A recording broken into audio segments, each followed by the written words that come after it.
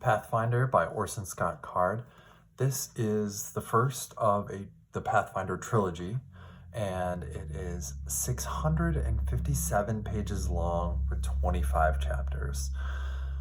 Really, the author summed it up. Off the rails time travel. He really didn't want to be limited by any of the standard rules of time travel and really kind of just had fun with it. So to me, normally when a fantasy novel, starts talking about aliens or time travel, that's when it kind of jumps the shark, at least in my mind. But this, from the very beginning, it's all about time travel. So he really has fun with it, and you just kind of got to enjoy it. If you don't like that kind of thing, this book is not for you. So the chapters were longer than I like, but that's okay. And I really tried not to focus too much on the mind-bending, time travel. I just kind of enjoyed it and didn't think too hard about it. So here we go. It's Rigg and Umbo. They are two boys in a small village up the river, and they have to leave town. Rigg is hopping over the stones on the waterfall to get back to town with his furs. He and his father are trappers, so they trap the animals. And Umbo and his younger brother are running up the hill, and the younger brother gets stuck. He falls into the river and is about to go over the waterfall, but Umbo is chasing him up the waterfall, and Rigg, drops all of his furs, which were his family's livelihood, and tries to save the younger brother. But when he does, somebody gets in the way. It's kind of like a ghost form, and we find out later that that person is from the past. And so Rigg, the main character, is prevented from saving a young boy, and that's why they have to leave town, right? So they go back to town. Umbo sees his brother fall off the waterfall, runs down to town, tells the whole town, and Rigg is like, hey, I didn't do it. And so they end up having to leave. And along the way, while they're walking down the river, they discover that together they can travel back in time. And so that starts this whole adventure.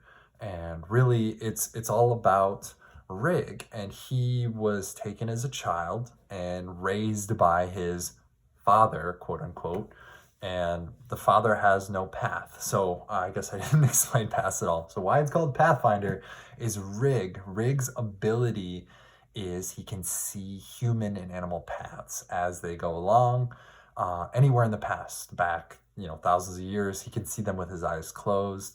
It's just kind of neat. Like, he can follow them along, and he can tell by how big the animal is or how fast they travel. He can tell things. It's not just a line. Like, he can tell information about it. So, but his father doesn't leave a path. So that's interesting.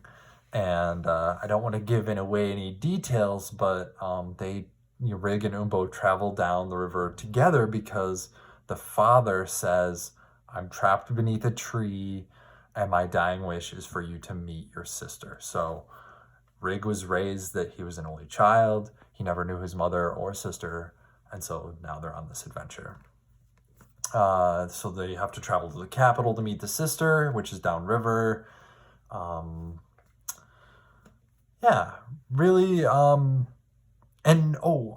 It's like an intertwined story. So there's the two boys, right? That is the main story. But at the beginning of each chapter, we see Ram, who is a space astronaut, or a space traveler, an astronaut, and he's leaving Earth to go visit a potential colony world, but he's trying an untried and a new method of travel, and they're calling it jumping into the fold. So they're going to fold space-time and then travel through it. So it's untried. Other colony ships have left, but they're traveling in the standard route, and Ram is going to do this this experimental route, and there's like drones behind him to record the event and all that kind of stuff. So that's the start of each chapter, is Ram's story, and then we jump into the boys' story.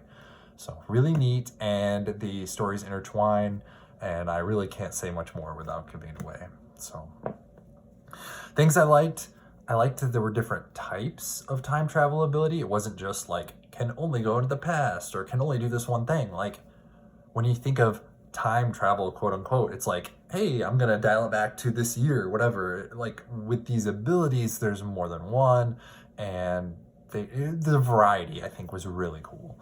And of course, they can combine their abilities, so that is even cooler. And yeah, just a lot of fun adds for a good story there. So the wall. How do I describe this without revealing anything? On the boys' planet, there is a wall. They call it a wall fold. And as you approach the wall, you physically have feelings of wanting to turn away. It's like an emotional reaction to not want to go there or be there at the wall. And so really that's towards the end, but it is almost like a character. Like, it's referenced enough and plays enough in the story that it's almost a character. So I did like that. To me, most adventure stories, they just kind of gloss over food, lodgings, having to use the restroom. Here, that's a big part of their story. Like, the boys have to find a place to live, to eat, to relieve themselves. Like, these are all struggles that they go along, and that adds to the story, in my opinion. So that was neat. Let's see. As a standalone book, I did like the ending. I know it's part of a trilogy, but for me, like, I would feel happy if I stopped here and didn't read the next two. So that to me was a little surprising, but good. So my favorite characters are Loaf and Leaky. They are tavern owners along the way. They are just a lot of fun. Their quirkiness, their customs, their culture. It's just so much fun. I think they're intended to be kind of the comic relief, but it's still fun. So the last thing that I liked was really something that they didn't talk about. The author didn't talk much about Knox, the inn owner the inn owner at the small town where the main character is abandoned. Before they go, they have to stop at Knox's to get Rigg's inheritance, and such starts the whole journey. And Knox has this ability to bend other people's will, and she calls it building a wall. There could be like a whole like spin-off series just on that little ability. And like I said, I really enjoyed the differences of abilities. So and it appears to be that didn't seem to be time travel related. So like, it seems that some abilities aren't all related to time. So very neat. Some things I didn't like: the longer chapters that I mentioned already. Like, it's longer than I normally think. Like, I like having that bookend and like being able to pause and go do something else and like have that concrete fixed thought. But when it's a longer chapter, I kind of have to be like, okay, what was going on? Where was I at? What was going? So it just makes it harder to pick up and leave off, but not a big deal. There were some times that I also didn't like this, that I had to just keep going. It wasn't trudgery. It was literally that if I thought too hard about the time travel, I would just lose it. So there was a little bit of that, not a ton, but there were a few times where I just kind of had to laugh and keep reading. So there was a fair amount of politics.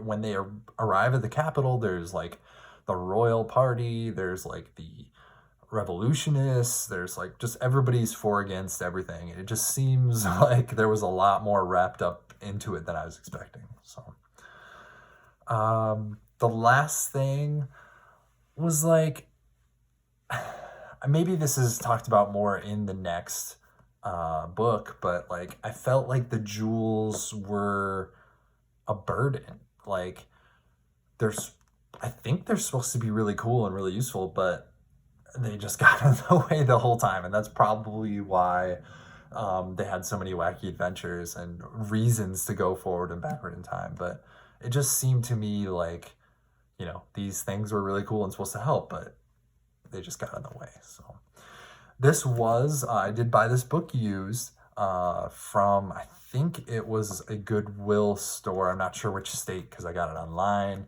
and they shipped it here. But yes, remember to buy your books used, and see you next time.